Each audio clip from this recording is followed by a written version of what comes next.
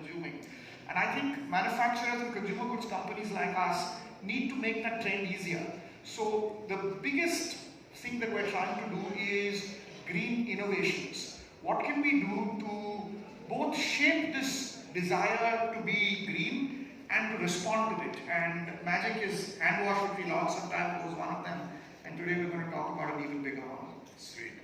Rajat, you briefly mentioned the CXO sustainability report. There's obviously, and your report says, a serious disconnect between ambition and impact.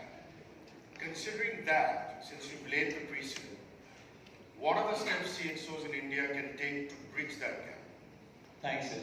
So I think that the report alludes to the fact that there are some sort of low-hanging fruit and some more difficult ones, right? The low-hanging fruits are things like, use of more sustainable and like recycled products for packaging, whether it is, and some products that are low carbon emissions.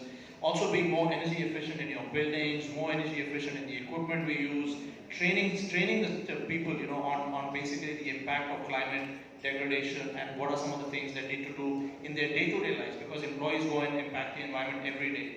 And then the last thing is sort of reducing things like travel and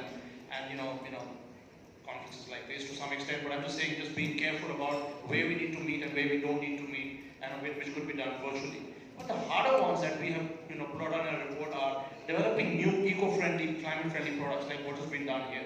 Fantastic effort, and maybe more needs to be done on that. Getting suppliers and business partners to adhere to some of these norms, right? It's easy for Godrej to do that, but then how do we get our the suppliers, the business partners to also adhere to some of these laws? Then adapting our business facilities, relocating them, incorporating sort of climate accountability in all the lobbying that companies do with the government. And the last two factors is tying senior leadership KPIs to environmental paths. I'm sure a lot of it is already being done, especially with chief sustainability officers in play.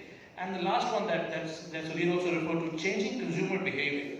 Because at the end of the day, we consume certain ways, changing our behavior, getting us to sort of use products again and again, packaging again and again could be some of the other factors that we sort of look at, sort of low-hanging fruit and some of the more challenging.